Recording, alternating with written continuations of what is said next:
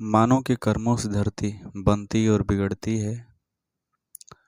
मानव के कर्मों से दुनिया बनती और उजड़ती है।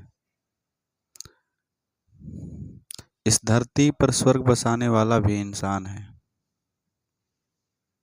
इस दुनिया को नर्क बनाने वाला भी इंसान है।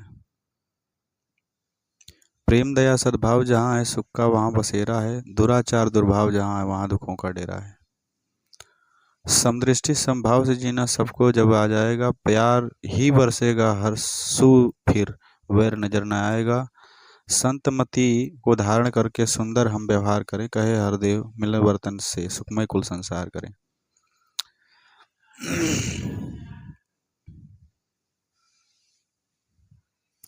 मानव के कर्मों से ही दुनिया बनती और बिगड़ती है। मानव के कर्मों से ही धरती बसती और उजड़ती है।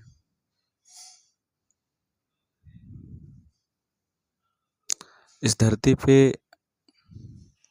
मानव सबसे ज्यादा परेशान है। परेशानी का कारण है उसका मन। मन का हमेशा भागते रहना। अगर मन शांत नहीं है तो कोई भी इंसान कैसे शांत हो सकता है।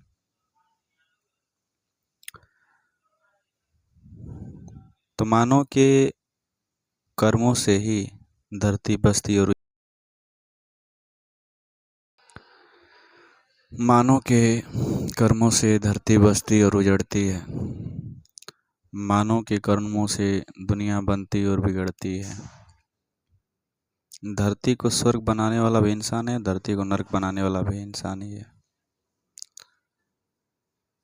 और ये समझने वाली बात है कि पूरी प्राणी जाति में मानव सबसे ज़्यादा कार्यरत है और सबसे ज़्यादा दुखी भी मानव ही है।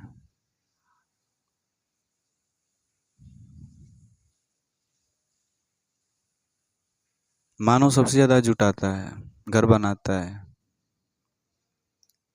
सबसे ज़्यादा एकत्र करने की भावना मानव के अंदर है और मानव ही दुखी है। हर आदमी घर बना रहा है जबकि आदमी ही बेघर है। और धरती पे कोई ऐसे जीव जाति नहीं है, जो जीव जंतु नहीं है जो बेघर हो। यह दौड़ ही बेघर बना रही है ना। ये दौड़ अंधी दौड़ है। ये दौड़ इतनी तत्परता से भागे जा रही है कि इसको रोकना बहुत बड़ी बात हो गई है। अन्यथा पहले की संतों की जो अन्यथा पहले के संतों का जो इतिहास रहा है उसमें हमने जाना है, पढ़ा है कि संतों को सहजता से ही बहुत कुछ प्राप्त था और वो परम आनंद भी प्राप्त था।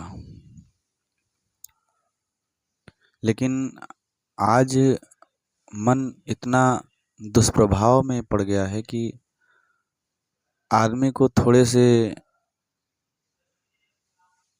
संतुष्टि ही नहीं होगी। उसको बहुत चाहिए, बहुत बहुत चाहिए। और वही बहुत बहुत की लालसा इच्छा उसको मार देती है। मन का अर्थ ही है कि जो सदा भागता ही रहे। मन का स्वभाव है हमेशा विचलित होना। मन का नाम है, जो कहीं ना ठहरे वही मन का नाम है, वही नाम है। जो कहीं ना ठहरे वही मन है, जो कहीं लगे ही ना। जो किसी वस्तु में, चाहे दुनिया की कोई भी वस्तु हो, उसे ला के दे दीजिए, वो कहीं लगने वाला नहीं है। और जो कहीं लगने वाला नहीं है, उसी मन के सहारे अगर हम चलें तो हम भी सुखी नहीं रह सकते। आनंद को तो पा ही नहीं सकते, आनंद को हम लोग जानते भी नहीं है। आनंद ही राम है ना। ये जो हम लोग छोटी छोटी सुख सुविधाएं देखते हैं, इनमें आनंद का कोई दूर दूर तक कोई वास्ता नहीं है। आनंद बड़ी ऊंची बात है, प्रेम बड़ी ऊंची बात है। उस प्रेम को हम लोग नहीं जानते हैं। हम लोग तो प्रेम, जिस प्रेम को जानते हैं वो एक मोह भर है, आकर्षण भर है।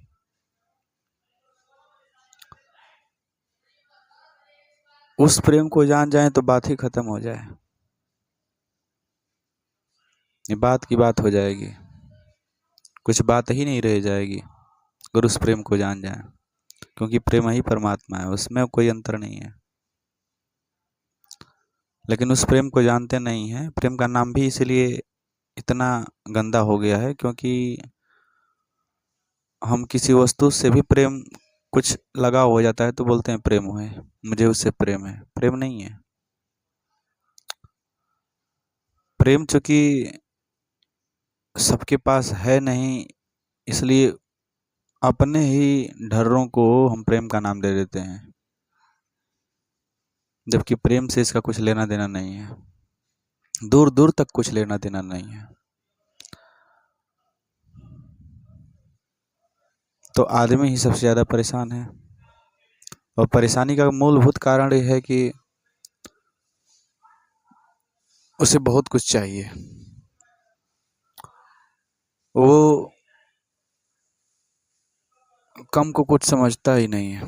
कम जब तक उसके पास नहीं है तब तक तो उसमें दम है, जब वो आ गया व्यर्थ हो गया, फिर वो एक अंधी दौड़ दौड़ने लगता है। और यही कारण है परेशानी का।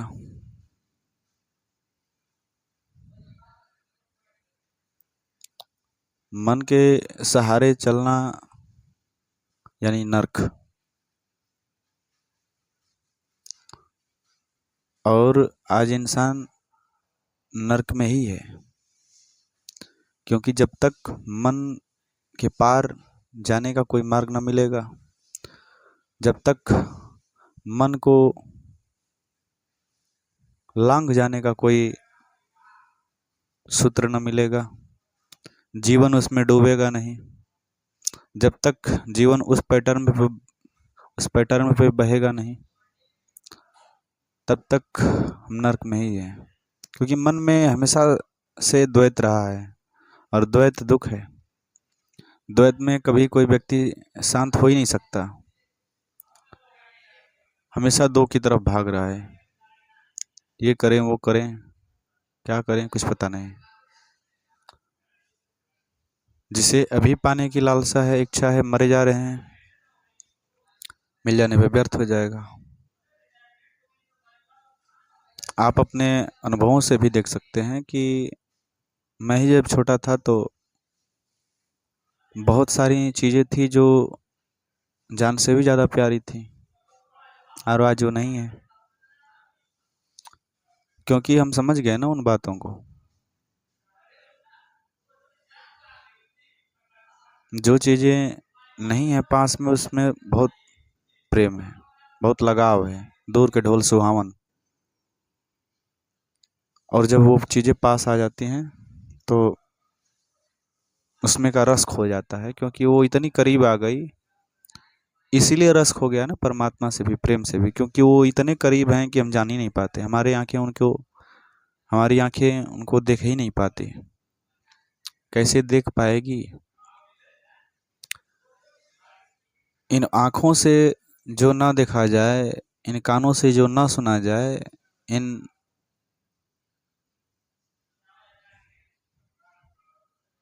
बातों से जिसका व्याख्यान न किया जा सके, वो है सत्य, वो है प्रेम।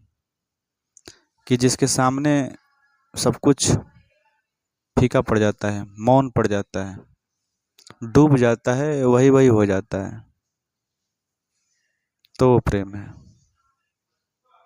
अन्यथा तो सब मन गढ़ंत कहानियां हैं, इसी में कोई सुनाता है, कोई सुनता है, कोई उलझता है, उलझाने वाले बहुत हैं।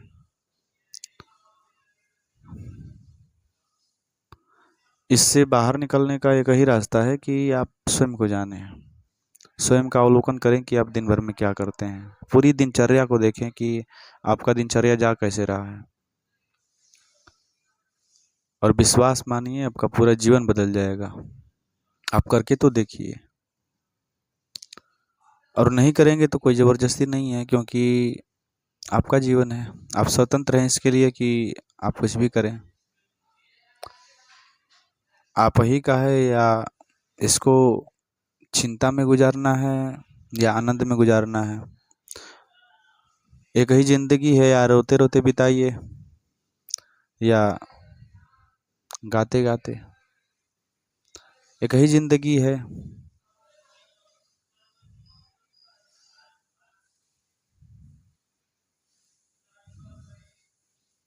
इसको कांटों को गिनने में बिताइए या फूलों का सुगंध लीजिए। आपके ऊपर है कि आप कैसे बिता रहे हैं जीवन को। और एक बात मैं कह दूं कि जितने लोग हैं ना, 100 में से 99.99% तो जीवन को जानते नहीं है। जन्म से मृत्यु तक के बीच में जो जीवन, जो समय बीत रहा है, ये जीवन नहीं है। जीवन ही सत्य है, लेकिन जीवन को जानते नहीं। जीवन का ही पर्यायवाची कहते मृत्यु है, लेकिन जो जीवन को जानता है वो मृत्यु को भी जानता है, मृत्यु से डरता नहीं है। अभी हम लोग जीवन को नहीं जानते हैं। जीवन में बहुत परम आनंद है।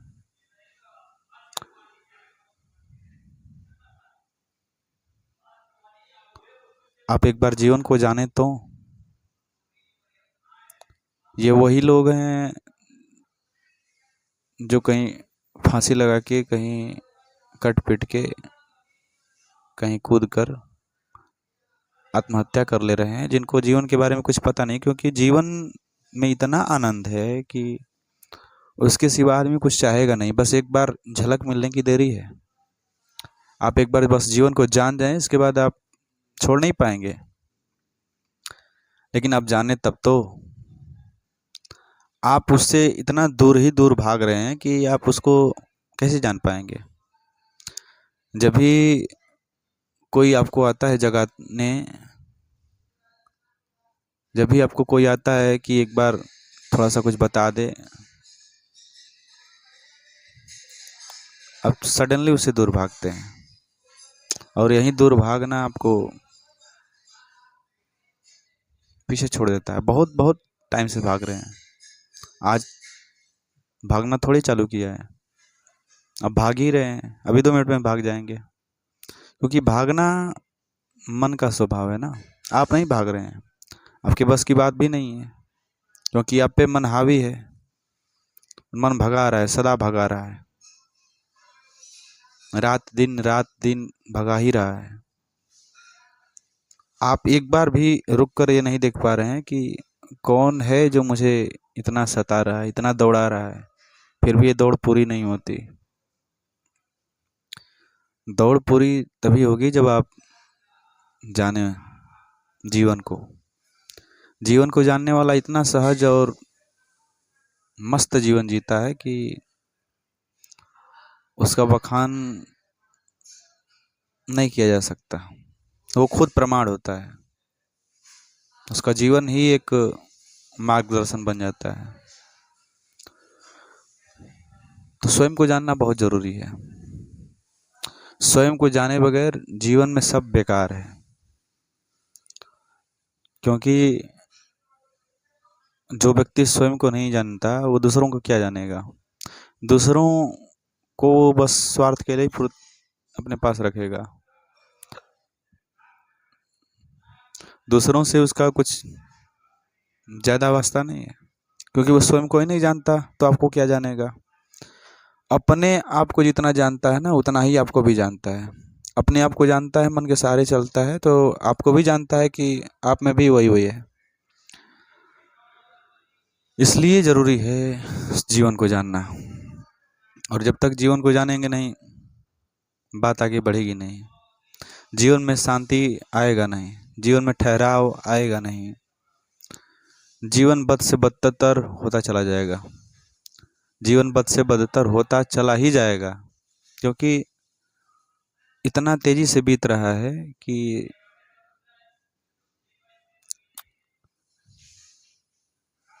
इसका कोई सवाल ही नहीं है।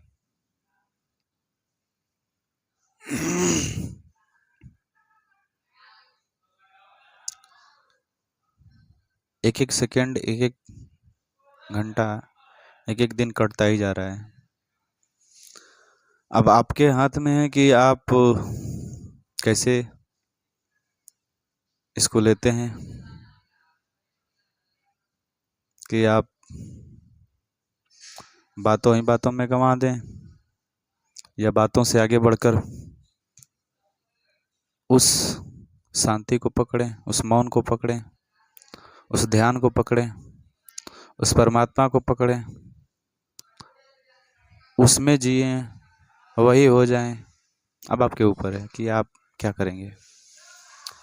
इसलिए बाबा हरदेव जी लिखे हैं कि मानव के कर्मों से धरती बनती और उजड़ती है, मानव के कर्मों से दुनिया बनती और बिगड़ती है। इसमें वो यही बता रहे हैं कि मानव अगर के द्वारा ये धरती स्वर्ग नरक बन रही है, तो मानव का केंद्र सही होना चाहिए ना, कि किसके सहारे वो चल रहा है। और उसका केंद्र ही नहीं सही है तो क्या स्वर्ग बनाएगा, क्या शांति बैठाएगा, क्या सामंजस्य रख पाएगा, जब वो खुद को ही नहीं जानता। तो मानव पे डिपेंड है, ये मानव के कर्मों से धरती बनती और उजड़ती है, मानव के कर्मों से धरती बसती और उजड़ती है, बिगड़ती है, जो भी। तो अगर मानव ही नहीं सही है, क्योंकि मानव सबसे ज़्यादा कार्यरत है, मानव से ज़्यादा धरती पे कोई कार्यरत नहीं है। इसको जितना चाहिए, इसको ये एकदम एकदम परेशानी है। ये जहाँ है वहाँ शांति से नहीं है। क्यों शांति से नहीं है? एक ही कारण है कि मन के चलाए चल रहा है।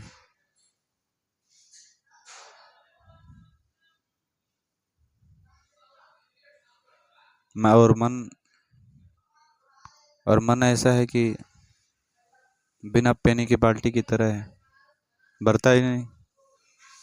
जिसका तल ही नहीं है वो भरेगा कैसे? डालते जाओ डालते जाओ, वही कार्य करते जाओ, रोज वही करते जाओ, खत्म हो जाओगे, कुछ हाथ नहीं लगेगा, लगने वाला भी नहीं। अभी भी समय है, जो गया उसका अफसोस नहीं करना है। अभी जो है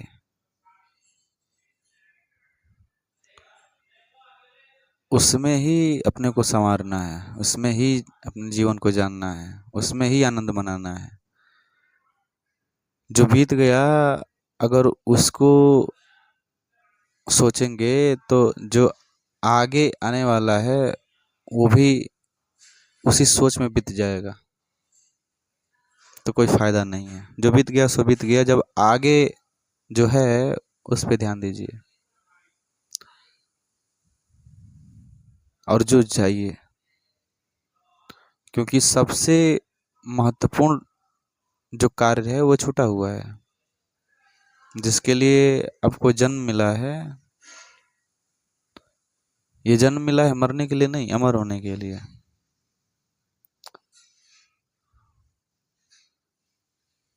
लेकिन आप इस दुष्चक्र में ऐसे फंस गए हैं कि आपको पता ही नहीं लग रहा है कि हम क्यों आए हैं।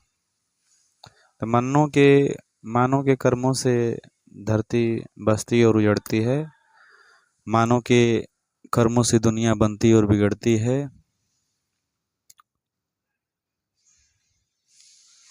और यही कारण है कि आज बिगड़ रही है, क्योंकि मानव का केंद्र ही नहीं सही है। केंद्र वही है, परमात्मा।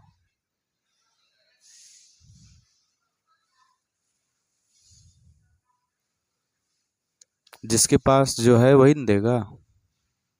जिसके पास शांति है तो शांति देगा दुनिया को। जिसके पास खुद अशांति है, जो खुद अशांत है, तो अशांति ही देगा दुनिया को। और वही हो रहा है। हर मानव अशांत है, हर आदमी अशांत है। शाम को आता है अशांत होकर, घर पे सबको अशांत कर देता है। सुबह सो के उठता है, फिर वही टेंशन, वही चिंता, फिर अशांति में जाता है। उस अशांति के ऊपर कौन कौन अशांति बैठी हैं, ये उसको दबा रही हैं, वो उसको दबा रहा है। फिर अशांत होके आता है, फिर वही काम, फिर वही अगली दिनचर्या। और इसी में जूझा जा रहा है, जूझा जा रहा है।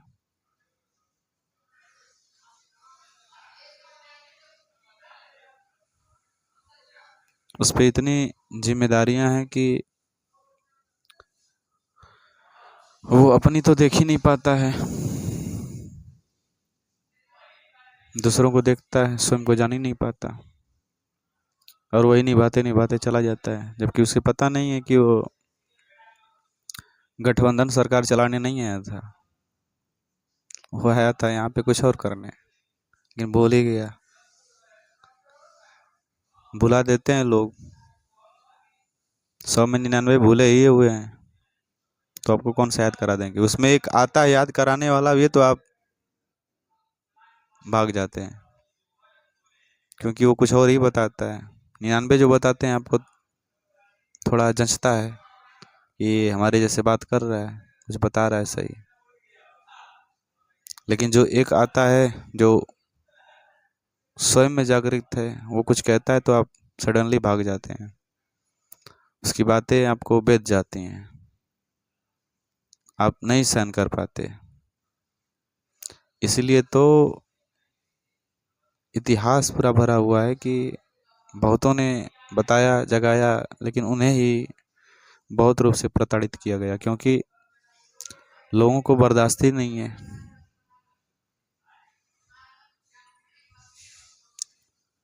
बर्दाश्त होगा भी कैसे, जिसके केंद्र पे ही मन बैठा हुआ है। मन कहता है कुछ और, वो बता रहे हैं कुछ और, कैसे काम बनेगा। यहाँ पे मनीष जी बैठे हुए हैं, ये भी सुन रहे हैं कि इनके पास भी तो मन है, सबके पास मन है। तो जो मन के ही सहारे चल रहा है वो शांति नहीं हो सकता। इसलिए मन के केंद्र को छोड़िए। इसीलिए एक कहानी है ना कि दुर्योधन दुर्योधन का दुर्भाग्य क्या है। दुर्योधन का दुर्भाग्य यही है कि उनके माता भी अंधी हैं, पिता भी अंधे हैं, और उन्हीं के सहारे वो चल रहा है। मारा गया। तो अंधों के सहारे चलेंगे तो यही होगा। और मन अंधा ही है। मन आज शाम को जो तय करता है, कल सुबह उसे विसार देता है, किन्हीं और लक्ष्यों पर वो साध लेता है। उसका एक लक्ष्य हो ही नहीं सकता। आप जानते ही हैं, जब सुनते भी हैं, पढ़ते भी हैं, समझते हैं, फिर भी नहीं बदलते। अब कितनी बार करेंगे तो बदलेंगे, कब होगा आपका बदलना। जिसको आप सुन भी चुके हैं, जिसको आप अपने अनुभव में ले भी चुके हैं कि वो एक जगह ठहरता नहीं,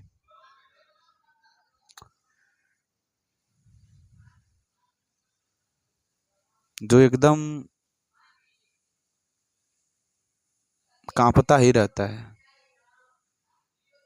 जो भागता ही रहता है, जो कभी इस डाली कभी उस डाली, कभी यहाँ कभी वहाँ, वो स्थिर है ही नहीं। उसी के सहारे आप चल रहे हैं तो क्या होगा, वही होगा, वही करा रहा है, देख ही रहे हैं आप। तो आप कम से कम बदलिए, क्योंकि आप बदल सकते हैं, इसलिए बदलिए। और जब तक बदलेंगे नहीं तब तक तो बेचैनी रहेगी। बदलना ही, स्वयं को जानना ही आपको एक आनंद दे सकता है, जीवन में रंग भर सकता है, जीवन में नाच ला सकता है, जीवन में गीत ला सकता है, और कोई मार्ग नहीं है। और जो ये बताए जा रहे हैं ना कि यहाँ होम करा दो, यहाँ पूजा पाठ करा दो, यहाँ नारियल बांधाओ, चुंदरी बांधाओ, उससे कुछ होने वाला नहीं है। वो तो एक व्यवसाय बना लिए हैं अपना कि आप ऐसे कर दो, वैसे कर दो और ये हो जाएगा। आप नहीं बदल रहे हैं तो बांधने से क्या होगा। जैसे इंसान अगर अंदर से नहीं बदला है, अंदर से नहीं बदला है, जैसे इंसान अगर अंदर से नहीं बदला है, केंद्र नहीं बदला है, केंद्र झूठा है, तो ऊपर कपड़े बदलने से चाहे कितना ही कपड़ा चमकदार क्यों ना हो, कितना ही साफ सुथरा क्यों ना हो, लेकिन जब जो इस देह के अंदर बसा है, जिसके सहारे पूरी बॉडी चल रही है, अगर वही गंदा है तो आप खूब चमकाते रहिए, ऊपर से कोई फायदा नहीं होगा। उसी तरह का है ये जाल, उनका धंधा बन गया है एक। और आप जब तक नहीं जागेंगे ना तब तो धंधा धंधा चलता ही रहेगा। और ये भी है कि वो धंधा कभी बंद भी नहीं होगा, क्योंकि 99 लगे हैं उसको चलाने में। अब बंद करने की कोशिश भी मत करिए, आप बस बदलिए। आपको इतनी जिम्मेदारी तो उठानी ही है कि हम अपने को वैसे नहीं चलाएंगे जैसे पहले चलाते थे।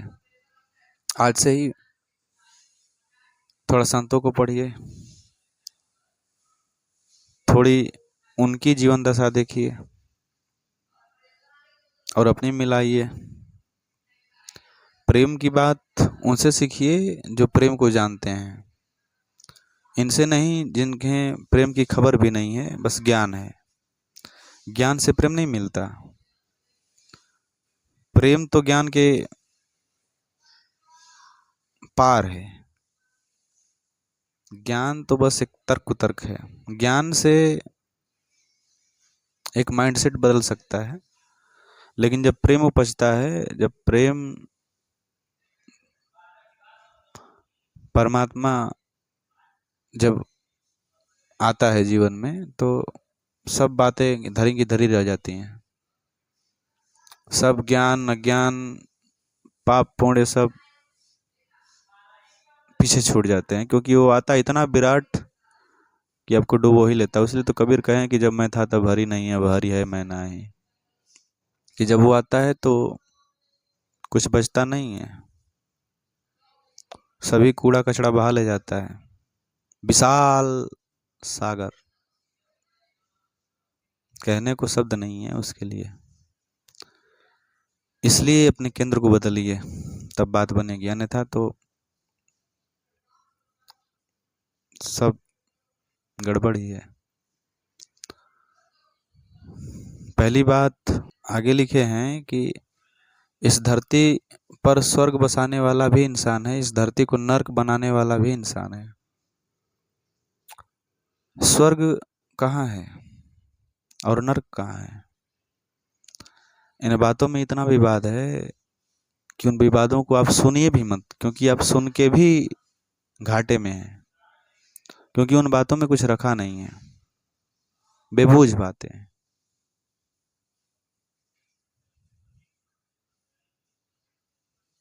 मरने के बाद कोई स्वर्ग नहीं जाता, स्वर्ग अभी और यही है। इसलिए बाबा हरदेव जी लिखे हैं कि इस धरती को स्वर्ग बनाने वाला भी इंसान है, इस धरती को नर्क बनाने वाला भी इंसान है। कि आपकी मनोदशा क्या है, आप मन के पार गए हैं, जाते हैं, रहते हैं कि नहीं? कि आप जिन चीज़ों में जी रहे हैं वो कैसी हैं, किनके साथ आप जी रहे हैं, आपके संग साथ कैसा है, आप उन चीज़ों को जब तक नहीं सुधारेंगे तब तक कैसे स्वर्ग में का अनुभव मिलेगा कि स्वर्ग क्या है। प्रेम स्वर्ग है और नफरत नरक है।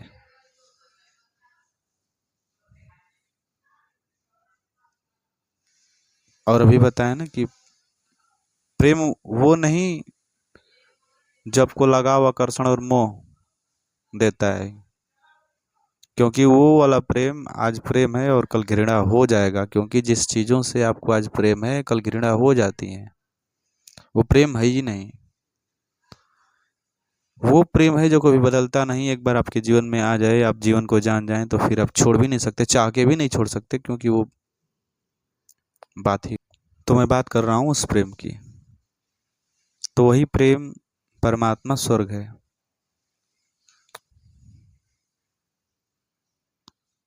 राम स्वर्ग है, रावण नरक है। रावण के पास बहुत ज्ञान है,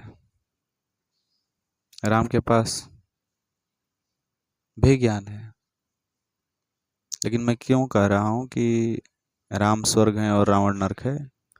क्योंकि राम जिसके एक सर हैं, राम एक पर टिके हैं, राम एक को जानते हैं, राम अपने को जानते हैं, राम स्वयं में ही है। और रावण वो जिसके अंदर 10 भरे हों, रावण वो जो हमेशा 10 बातों का एक झुंड लेके चलता है। इसीलिए ने कहानी बोलती है कि राम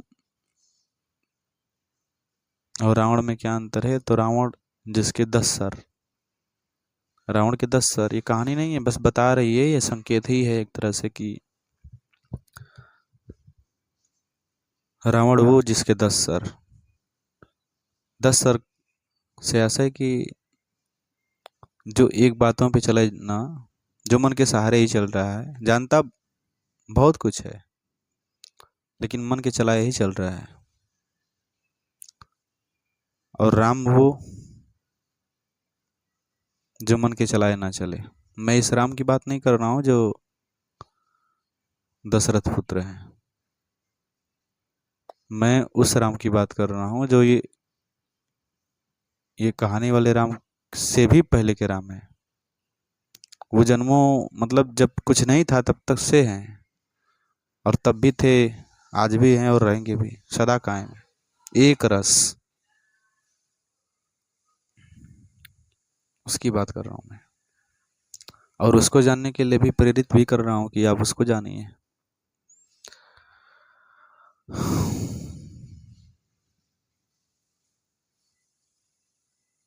तो धरती को स्वर्ग बनाने वाला भी इंसान है, धरती को नर्क बनाने वाला भी इंसान है।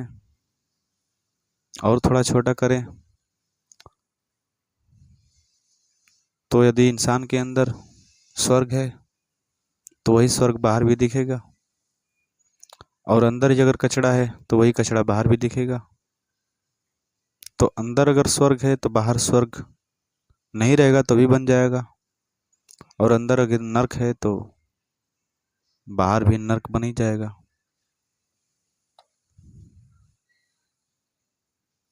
तो स्वर्ग को केंद्र बनाइए, स्वर्ग, प्रेम, परमात्मा, सदगुरु, इनको केंद्र बनाइए, जीवन प्रकाशमान हो जाएगा। प्रेम दया सद्भाव जहाँ है सुख का वहाँ बसेरा है। प्रेम दया सद्भाव जहाँ है सुख का वहाँ बसेरा है। बहुत कुछ कह दिए हैं, इसमें से एक भी हम पकड़ लेना, एक भी हमारे जीवन में उतर जाए तो दूसरे की जरूरत भी नहीं पड़ेगी। एक यदि आ गया दूसरा स्वयं आता है, तीसरा भी आता है। वो एक नहीं हजारों सब आ जाते हैं, बस एक आए तो प्रेम। प्रेम दया सद्भाव का यदि जग में बसेरा है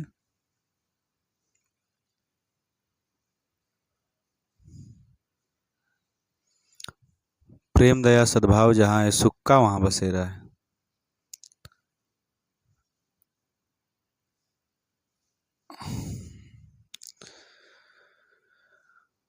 दुराचार दुर्भाव जहाँ है दुखों का वहाँ डेरा है।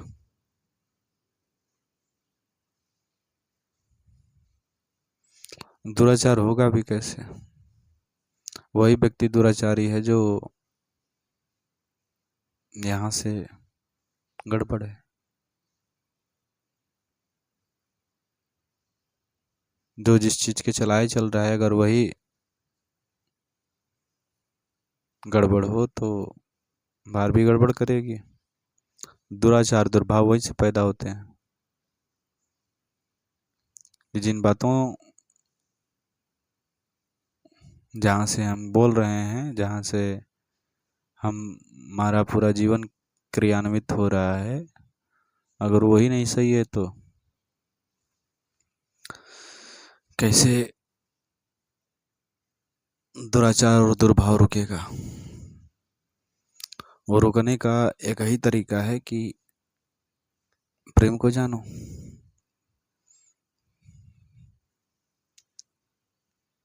प्रेम दया सद्भाव जहाँ है सुखों का वहाँ डेरा है, सुखों का बसेरा है। और दुराचार दुर्भाव जहाँ है दुखों का वहाँ डेरा है। वो दुर्भाव अपने प्रति हो, किसी के प्रति हो, स्त्री के प्रति हो, पुरुष के प्रति हो,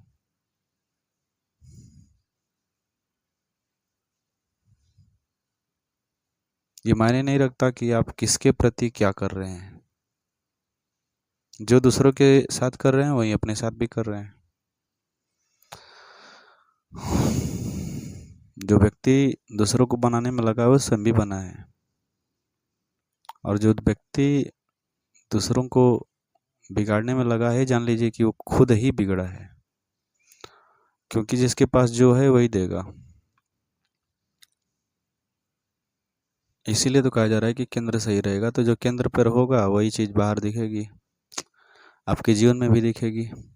अगर आनंद आपके अंदर है तो आनंद बाहर भी दिखेगा, आनंदित आपका जीवन भी होगा। लेकिन आनंद अगर आपके अंदर नहीं है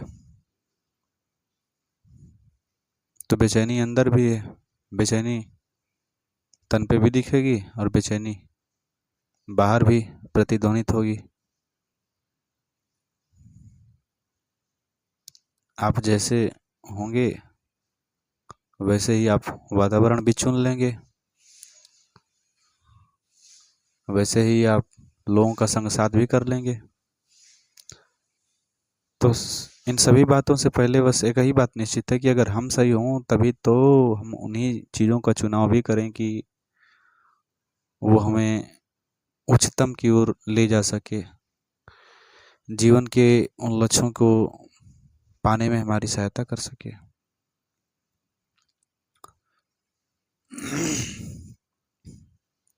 तो दुराचार दुर्भाव समदृष्टि सद्भाव से जीना जब सबको आ जाएगा, समदृष्टि सद्भाव से जीना जब सबको आ जाएगा। समदृष्टि इतना सरल भाषा में दिया गया है कि एक आम इंसान भी पढ़े ना तो समझ में आ जाएगा। लेकिन समझ हम लोग जिसको कहते हैं वो समझ है नहीं, वो तो एक माइंड की एक प्रक्रिया है जिसमें हम जान जाते हैं कि इन बातों को समझ गए। वो समझ नहीं है। अभी जिस समझ की बात हो रही है वो समझ कुछ और है। वो समझ अगर आएगी तो सीधे जीवन में वो खिलेगी। उसको दिखाना नहीं रहेगा कि देखिए हम इन बातों को समझ गए। समझ नहीं गए, आप वही हो गए। ऐसी घटना घटे। समदृष्टि संभाव से जीना जब सबको आ जाएगा। समभाव समझ रहे हैं? संभाव का आशय इतना नहीं है कि आप सबके प्रति संभाव रखें। पहली बात तो रखना पड़ता नहीं, जानने के बाद वो स्वयं ही हो जाता है। क्योंकि आप अंदर सम हो गए तो बाहर सम ना आप दिखाई देंगे और ना आपके अंदर बाहर वो दिखाई देगा कि आप संभाव नहीं है। वही तो मुख्य बात चल रही है कि जब जो चीज़ें आपके केंद्र पे हैं वही चीज़ें बाहर दिखाई देंगी। आपके अंदर अगर विषम बैठा हुआ है, बहुतों का बोलबाला बैठा हुआ है, तो आप संभाव हो ही नहीं सकते। और जब आप अंदर से संभाव हैं, आप अंदर से एक हैं, आप अंदर से एक के प्रति समर्पित हैं, तो वही चीज़ आपकी जीवन बन जाएगी, वही चीज़ बाहर भी दिखेंगी। तो संभाव से ऐसा ये नहीं है कि आपको करना है, ये जरूरी है कि आपको ये रखना है संभाव। आप रख ही नहीं पाएंगे। बहुतों ने चेष्टा की है रखने की, कि जाते हैं संभाव रखते हैं, फिर संभाव टूट जाता है। टूट जाने का कई कारण है कि ऊपर ऊपर आप रखते हैं, ऊपर ऊपर दिखाते हैं, ना उसको जानते हैं ना जीते हैं, और कहने को तो आप समझते हैं। आप ऊपर से खूब जानते हैं कि हम समझते हैं, लेकिन समझते नहीं हैं। क्योंकि समझ वो होती ही नहीं है जो 5 मिनट बाद खत्म हो जाए। समझ मैं उसको कह रहा हूँ जो जीवन ही बन जाए। जीवन से नीचे की बात नहीं, क्योंकि जीवन के ही केंद्र से हम लोग इन बातों को भी कर रहे हैं, क्योंकि जीवन को ही जानना है। अभी हम लोग जिसको जान रहे हैं बस पल पल मरने का नाम है, कि जन्म से मृत्यु तक रोज मर ही रहे हैं। अगर मरते नहीं तो परिवर्तन ही नहीं होता, न देह में, न मानसिक तल पे, न मन के तल पे। लगातार हम मर ही रहे हैं और मरने को ही जीवन समझ बैठे हैं। तो इससे बाहर आना है और समदृष्टि संभाव को अपना केंद्र बनाना है। और जब केंद्र बन जाएगा तो इन बातों को